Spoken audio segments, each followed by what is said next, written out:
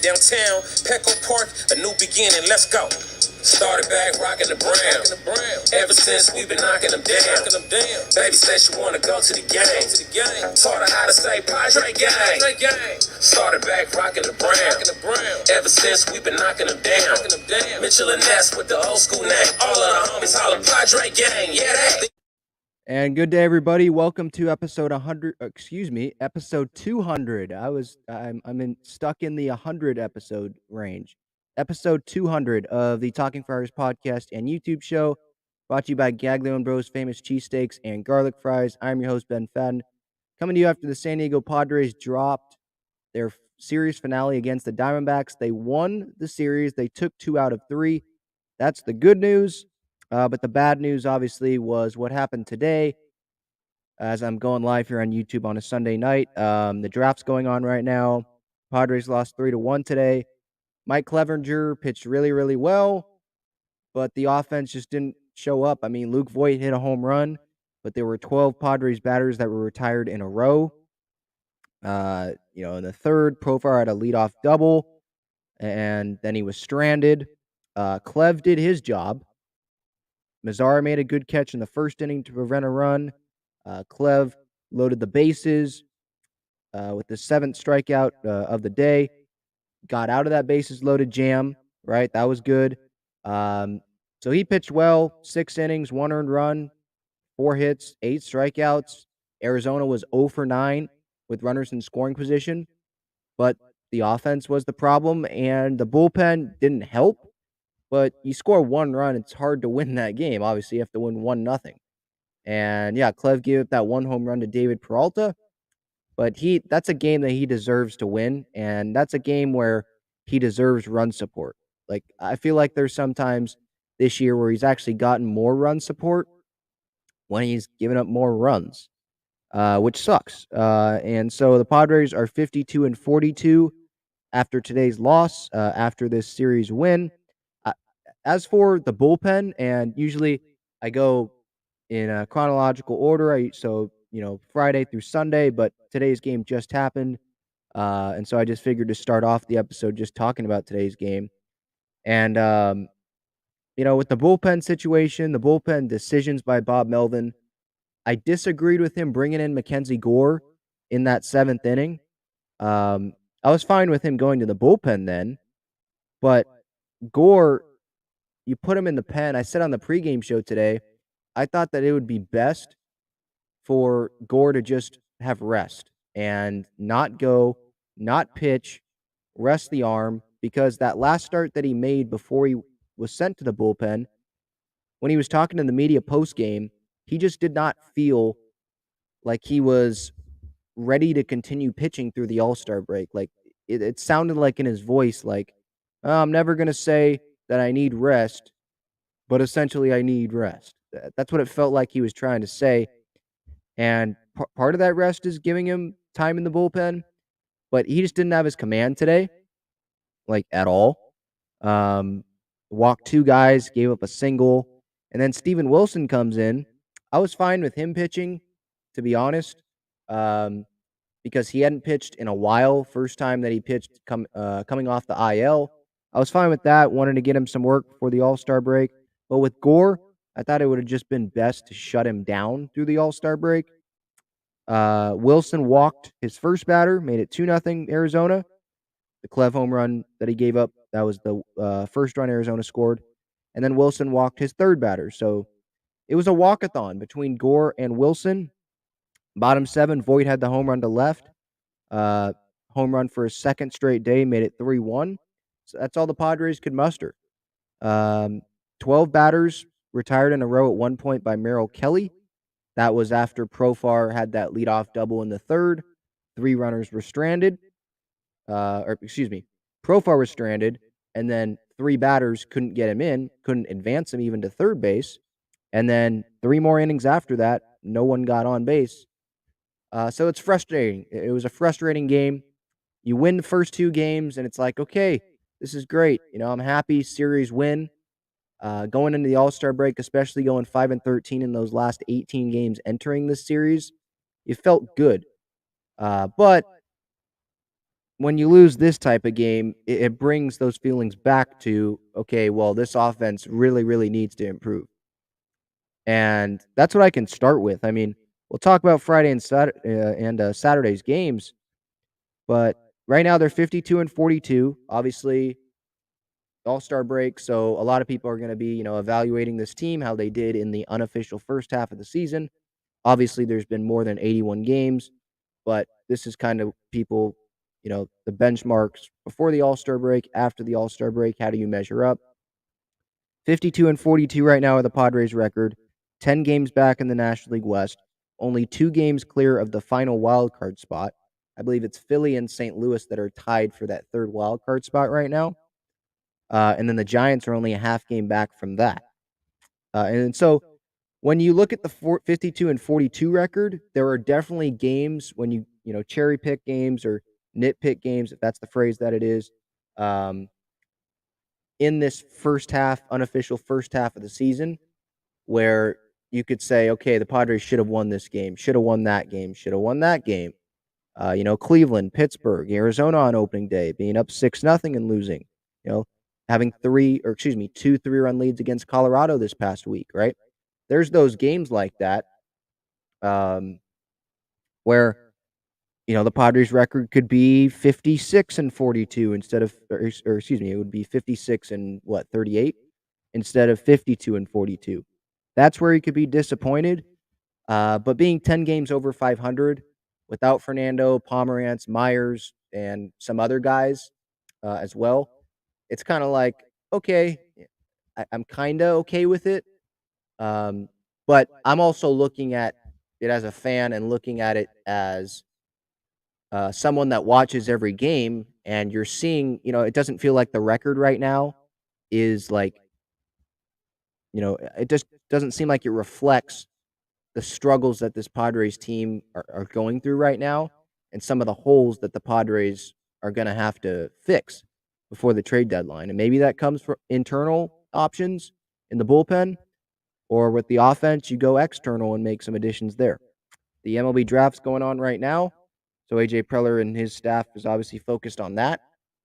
And then once Tuesday ends, which is the last day of the draft, I believe, today, Monday, Tuesday, after Tuesday, then they're going to be focused fully on the trade deadline until August 2nd. So they'll have, a few weeks for that. I'm not saying that they're not focused on it now. There's still, pro scouting people that have been looking at it, and, Preller doesn't sleep. So I'm sure he's looked over it, obviously. But the draft is some would argue, the most important day on a team's schedule. So that's what they're focused on. Their primary focus is who the Padres are going to pick at 15 right now, in a few moments, whenever that is. I'm just looking for updates. Brooks Lee out of Cal Poly was just picked 8th by the Twins. Trying to see what other pick is going on right now. But that's what's happening right now. And we can get to Friday and Saturday's game while these picks are coming in. But let me know your thoughts on this team right now. I mean, my immediate thought is this offense needs some upgrades, obviously. And, they need to keep playing Esteury Ruiz every day. They need to keep playing Nomar Mazara every day. And we'll see what Will can provide after the All-Star break. I mean, just look at these numbers. 4 hitters in today's game for the Padres had OPSs of at least 720, which is pretty good. You want to be around 800, but 720 is pretty good. Profar, Cronenworth, Manny, and then Mazara, that's their top 4 hitters. So it's top heavy. And then after that, it's nothing. Manny's the only one with an OPS over 800. Nola, Grisham, Abrams, and Kim today had OPSs in the 600s after today's game. And in comparison, I mean, I talked about that 800 number where the Padres only have one guy, Manny, with an OPS over 800. You go compare that to the Dodgers lineup from yesterday, because they didn't play today, but yesterday's lineup.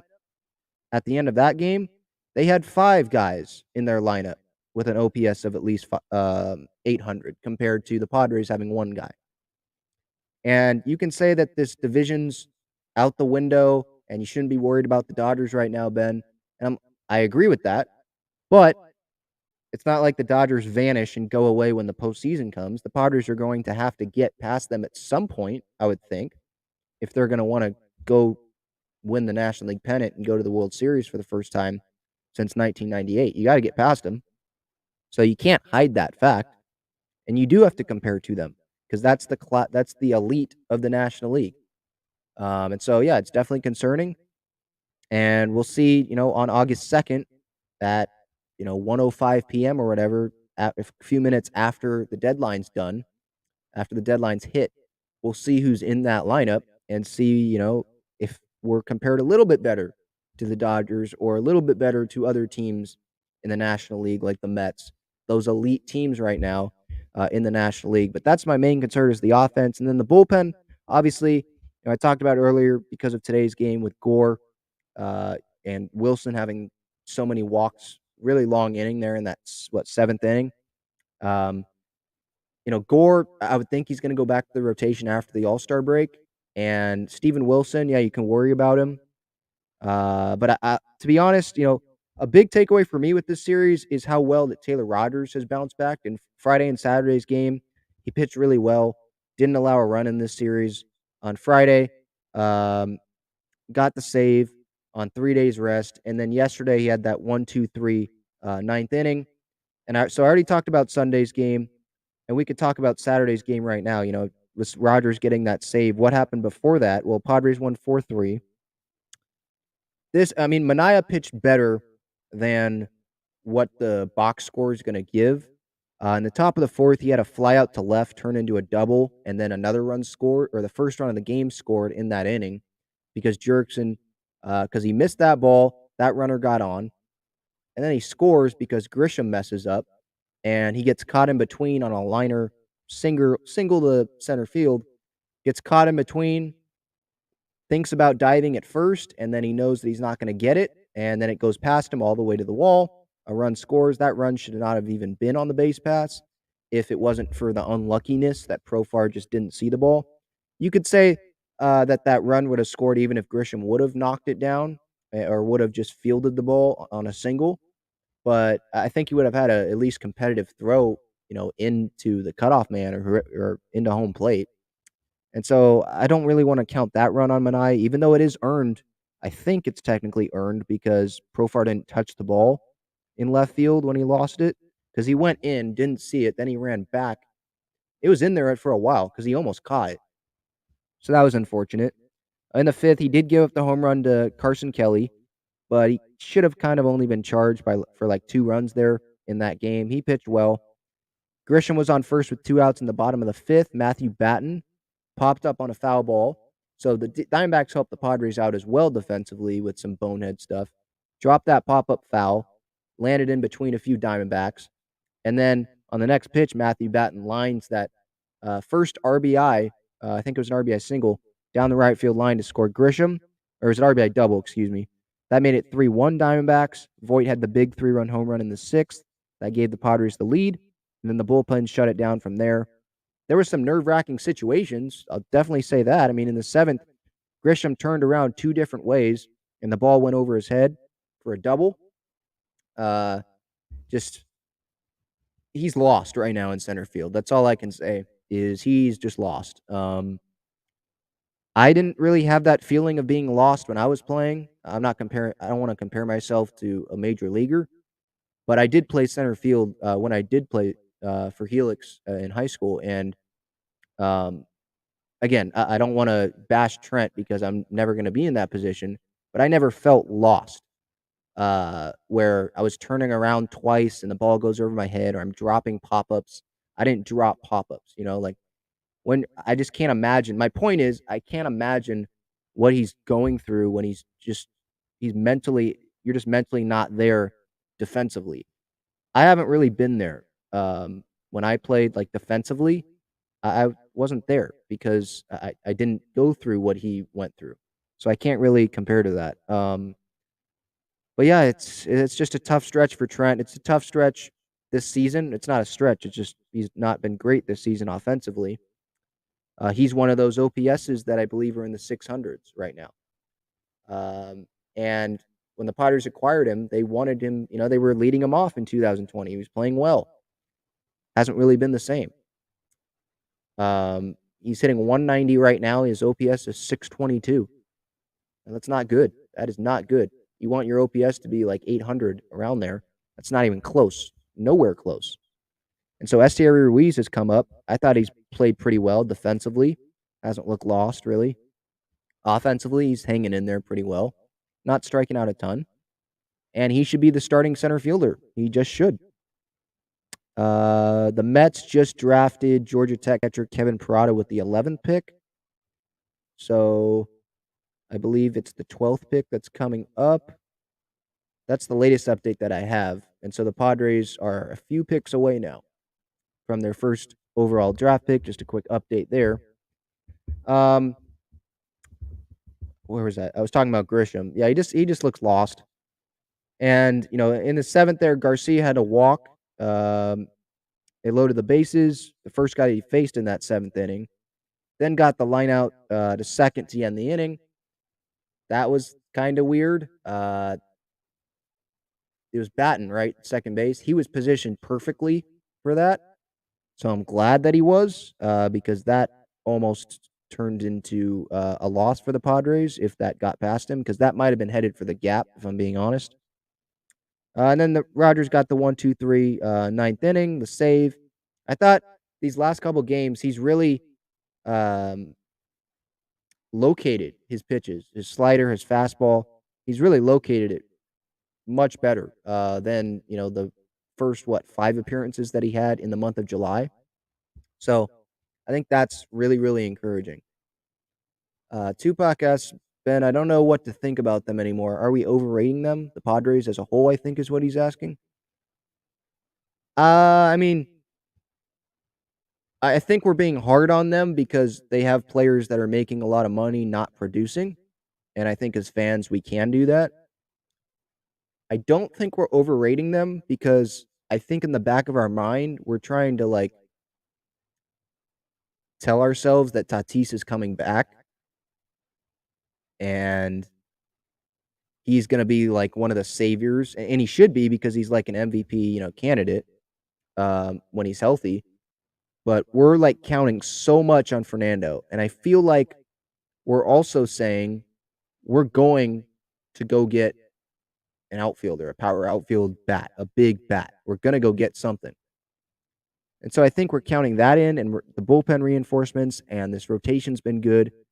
And I feel like some fans, including myself, I'll put myself in it, we're probably this team, we're still 10 games over without Tatis.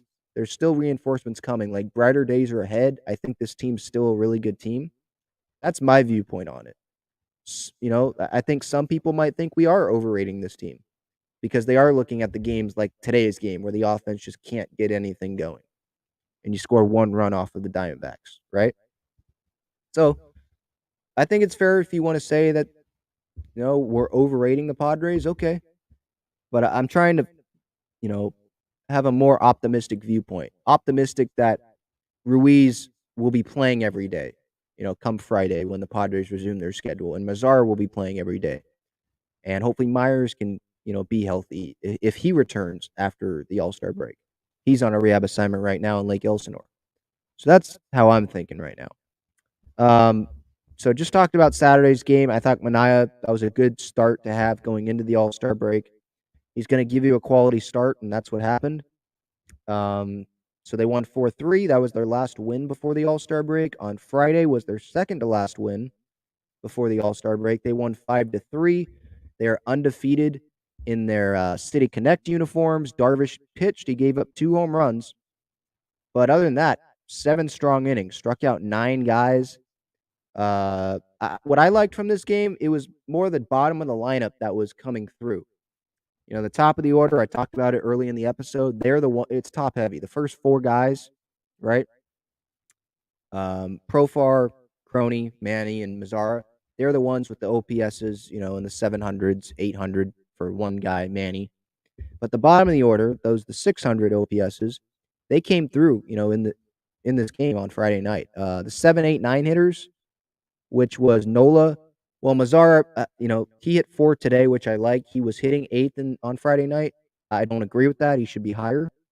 But he was in the 7-8-9. But 7-8-9 on Friday, Nola Mazara Ruiz combined for 4 hits. Ruiz, I think he drove in 2. No, he might have drove in 1. Nola, I think, was the one that drove in 2 with his single. Kim came through. There was another ground out that brought in a run. I think that was on a double play. But I liked what I saw from the bottom of the order on Friday. Obviously, that was kind of more like a one-off. Um, but yeah, the big takeaway was Darvish, how well he pitched. Martinez pitched the scoreless 8. I was kind of surprised that they brought in Rogers. But yeah, Darvish and Rogers are the two big takeaways. One, because it was kind of the start of Rogers being confident again. I don't know if you guys heard that story, but on the broadcast they were talking about how Taylor Rogers got rid of all of his clothes because he wanted to get rid of the bad mojo, and he brought in new stuff, and he talked with Trevor Hoffman, and now he feels like he's pitching better, and he's getting back to who he was at the beginning of the year, locating pitches. The fastball I thought has looked good the last 2 outings, so I'm encouraged by that.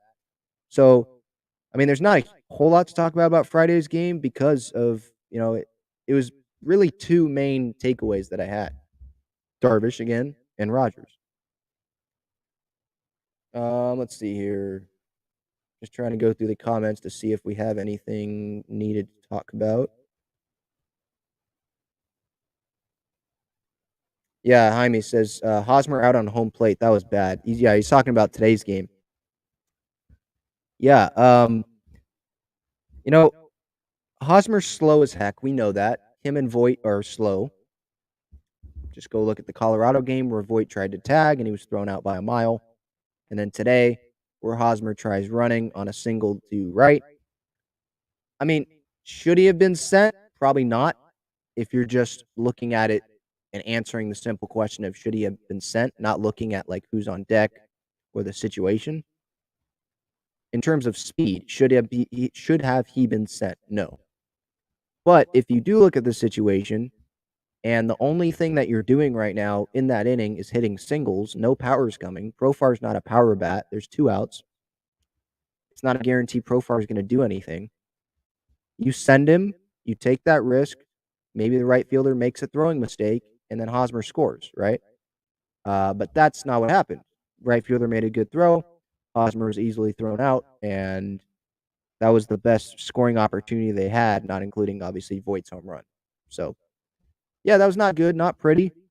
But in those situations, it might be different if it was Manny up next or Crony was up next, or one of those guys ahead of Hosmer there, behind Hosmer, hit a double instead of a single. There was actually a power threat, but there wasn't. And so you kind of had to just try it because there was no guarantee that you were going to get Hosmer. You weren't going to give him, there's no guarantee you were going to give him a solid chance to score after that, in that same inning. So that's kind of where I stand on that. All right. So Friday they won. Saturday they won. Sunday, today they lost. Episode 199 came out on Saturday. Just a reminder, that was about the Soto news, about how Juan Soto might get traded. Nationals are probably making him available because they offered him $440 million. I did see a report that they're going to offer him one more extension, and if they don't, then they'll probably trade him. If he's rejecting $440 million, I can't, I'm not going to think that he's all of a sudden going to just go accept their next offer, right? So they're going to bump it up from 440 to 500 all of a sudden. Maybe if they're that desperate, I don't know. But it seemed like, he did not like the AAV. 14 years, I think, or 15 years, 440. That's less than $30 million a year. And a player of Juan Soto's caliber, he should be making, he thinks, and a lot of people think, he should be making more than $30 million a year. But, I mean, $440 million, I'm not in that situation. Of course, I'd probably be accepting that. But if I was Juan Soto, maybe I wouldn't be, because I would know that I'm going to get 500 million free agency. So maybe that's what he's thinking. But yeah, with the Padres potentially trading for him, they're a fit because they have the prospects. But I just it feels like Preller might like be really desperate and trade for Soto and give up like Gore, Abrams, Hasselwood. Like I've been seeing that a lot. Like, and in the trade proposal, the hypothetical that I put in episode 199, I included, I believe, Merrill, Hassel, and Abrams, and then a couple other guys, some major league guys as well. So you can check that out. But I didn't include all of those guys. Like, if it was all of those guys, you're literally depleting your entire farm system, like the main guys. That's not going to set up well for the future, you know? And I know you're trying to win right now, and 2.5 pennant races of Juan Soto is very appealing, but there's still other players out there. You can have Robert Hassel III come up next year if you need him to, if he's ready. He hit in the Futures game yesterday as the number 2 batter, I believe, had a single. I think drove in a run. So he might be available next year. You can have Tatis play the outfield if you need him to this year. I'm in on Soto. I want the Padres to acquire Soto, but if it means giving up, your entire farm system, I don't think that's the smartest thing to do, you know? So let me know your thoughts. And if you have any thoughts on Soto, let me know as I look at the draft, what's going on with the draft right now.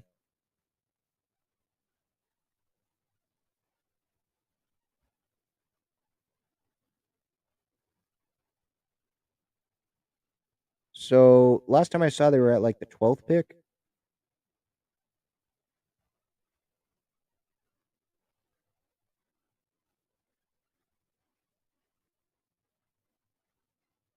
I'm trying to look at the beat writers. Now I have to go to the draft tracker because nothing's loading. Okay, so at 11, the Mets picked Kevin Parada, the catcher out of Georgia Tech. At 12, the Tigers picked Jace Jung, the second baseman out of Texas Tech. And then at 13, like right now, it seems like, the Angels picked shortstop Zach Neto. So the Padres are 2 picks away. And it feels like all signs are pointing to them picking Dylan Lesko, the high schooler who's already had Tommy John surgery. And I think one of the guys I was listening to today, one of the guys said that Lesko's like the number one. He might be the number one guy on his board if he didn't get hurt. So maybe the Padres are going to go with that young arm and take that kind of risk on that.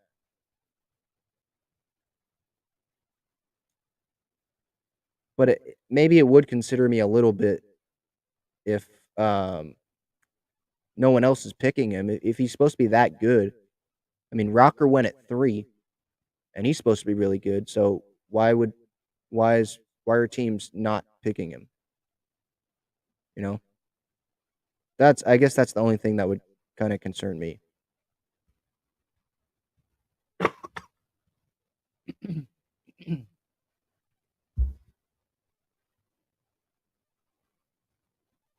Jaime says, agree, not worth it about the Soto deal.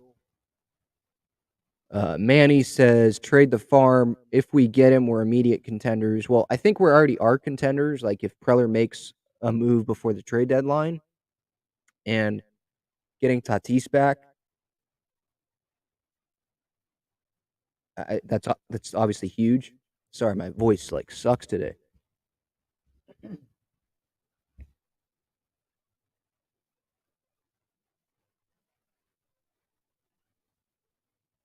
Yeah, Justin says Padres have to stop the what ifs and just go for it. I understand that. I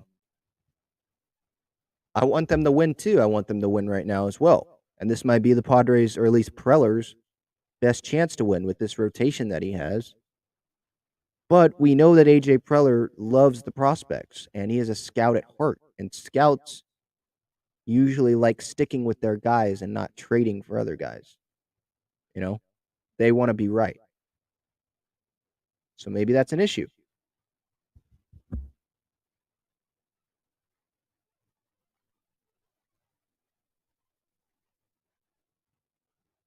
Has the next pick came in yet? Trying to see here.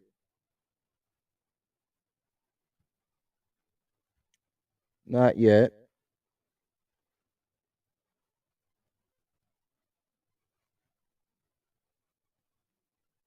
It feels like Dylan Lesko would be the pick.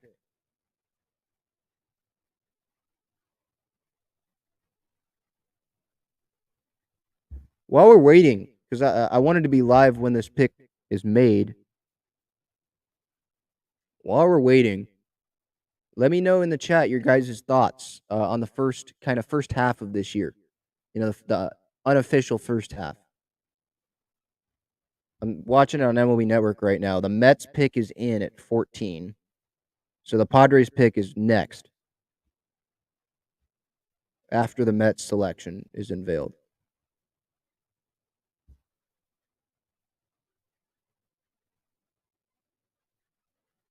I don't think I could put the volume on because I'd probably get in trouble with like copyrights or whatever. Sharing stuff. Rob Manfred's coming out for the Mets pick, number 14.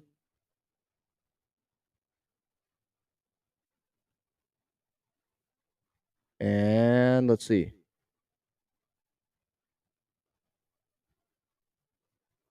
All right. The Mets just went with Jet Williams, a shortstop, Rockwell Heath High School in Texas. No idea where that is, but they went with the shortstop at 14. So the Padres can pick Dylan Lesko if they want to. So we will see. Padres have 3 minutes to get their pick. Padres are on the clock.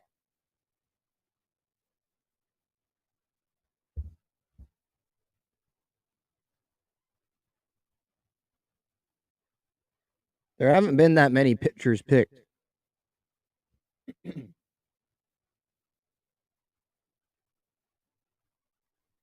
2 minutes and 30 seconds left until the Padres pick.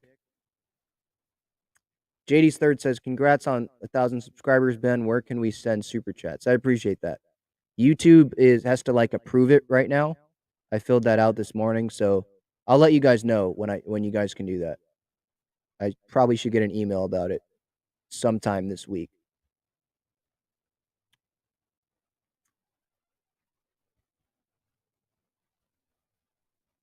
Wolfpack says, draft a first baseman, call him up, and send Hosmer packing. You're not going to draft a first baseman and just have him come right up. I know you're joking, I would think. But yeah, I know our fan base doesn't like Hosmer. I don't like him either. I would love to have Cronenworth be playing first base, and you have Kim and Abrams play second and short. Or when Tatis comes back, you have Abrams play second, and you have Croney play first. But because I'll answer it right there. You say why not? Because teams don't think that these guys right out of the draft are ready.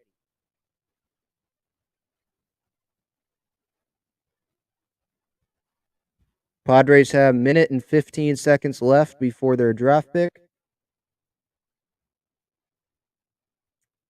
And right after the draft pick, I'll probably end it. Really short episode because there's just not a ton to talk about right now. The Juan Soto news kind of took over this weekend, and I already did an episode on that. And this series against the Diamondbacks, 3 games.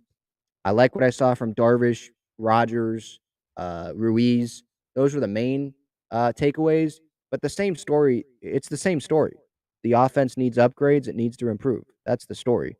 You can only say that too much, or so much. So the Padres, 30 seconds left.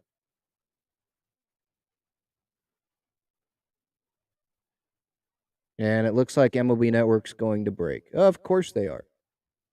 Come on.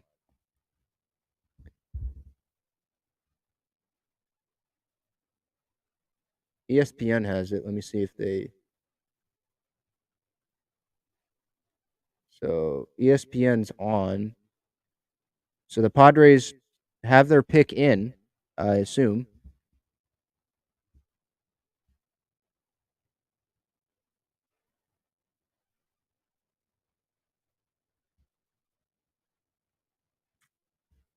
Cleveland is after the Padres, and then it's Philly at 17.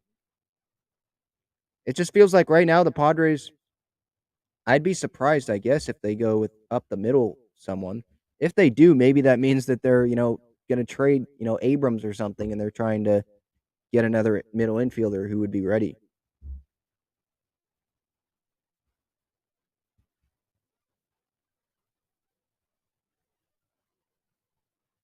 ESPN's doing an interview with Jet Williams, who they just picked. The Mets just picked, so they're not broadcasting that. I would think that Rob Manfred's just waiting till MLB Network comes back and then they'll pick him. The Nationals picked Elijah Green at 5, by the way. Jacob Berry went 6 to the Marlins.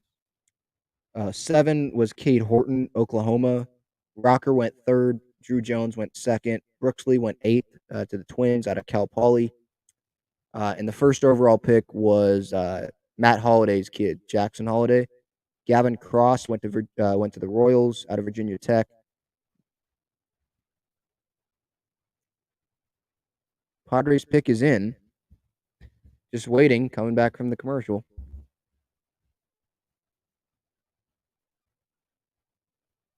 Angels went with Zach Nato at 13. Jet Williams just picked by the Mets at 14. So the Padres can get Dylan Lesko if they want to. We'll see. Thanks, everyone, for bearing with me, by the way. I know I'm dragging this on, but they're taking a while to get the Padres picking.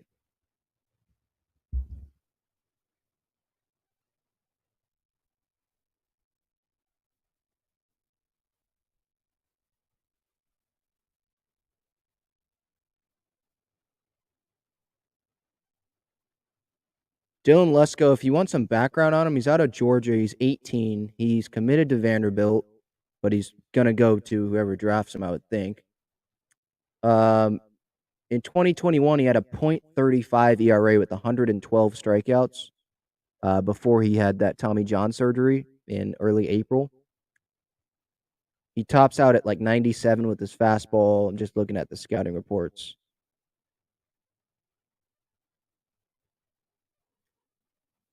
His changeup looks like his best pitch, a 70 grade, so above average, projecting for major league talent. All right, MLB Network's back. Padres pick is in at 15, and we'll see where they go with it. Padres have the 39th pick after this, and then the 53rd. I'm not going to be on during those, don't worry. But you can go look that up, I'm sure. Freddie Freeman was just added to the All-Star roster for the Dodgers. Just saw that come across Twitter.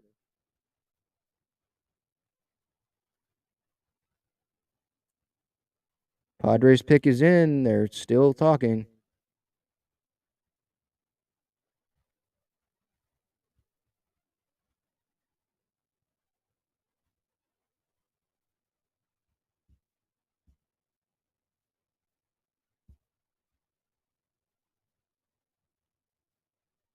Dan O'Dowd's just talking on MLB Network about AJ Preller and his risk management, and that's what the draft's about. He's not afraid to take risks.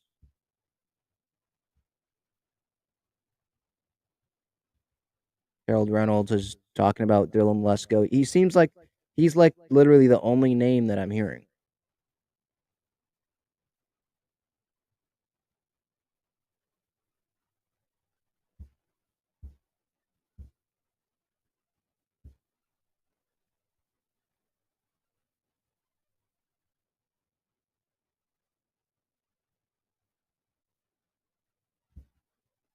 Let's see what's going on in the comments here. Anything?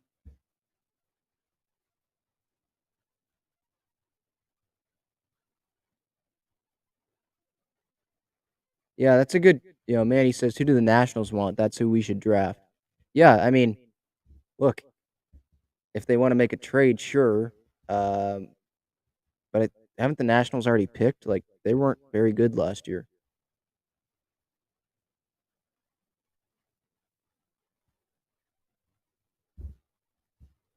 All right, here's Rob Manfred coming to the stage. Here we go.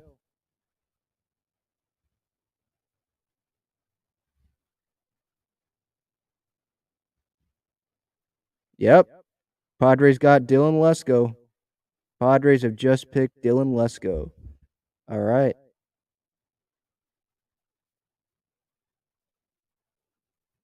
Yeah, so I just gave the scouting report earlier. Padres have got a young pitcher who might be the best pitcher in the draft, according to some. Committed to Vanderbilt, 6'2", 195, right-hander. Just had Tommy John surgery, so he's probably not going to be available till next year. But he had a .35 ERA with over 100 strikeouts in 60 innings in 2021. Gatorade National Baseball Player of the Year in 2021. Dominant senior season. So, yeah, he looks like the real deal. Maybe it's a risk, you could say, because of the Tommy John, but I hope that the Padres, they did their research on the guy, right? And I'm sure they scouted him a lot. And it's not a surprise. It was him or Rocker, and Rocker was picked at 3, and Lesko went all the way down to 15. And that's the name that the Padres were rumored to get all the way through. So that's exactly what happened. Not a surprise. And we'll see when he comes up, or if he comes up at all. It'll be years down the road, obviously. But I'm excited to see this guy pitch at some point. So we'll see. Maybe he'll be pitching with Mackenzie Gore, in 2025 or whatever. So we'll see. All right. This will do it. Episode 200 of the Talking Friars podcast and YouTube show presented by GAGLIONE Bros, famous cheesesteaks and garlic fries. I'm Ben Fadden, your host, signing off. Thanks so much for listening and watching. I know this was a weird one because I was just kind of stalling until the Padres made their draft pick. Kind of weird timing there.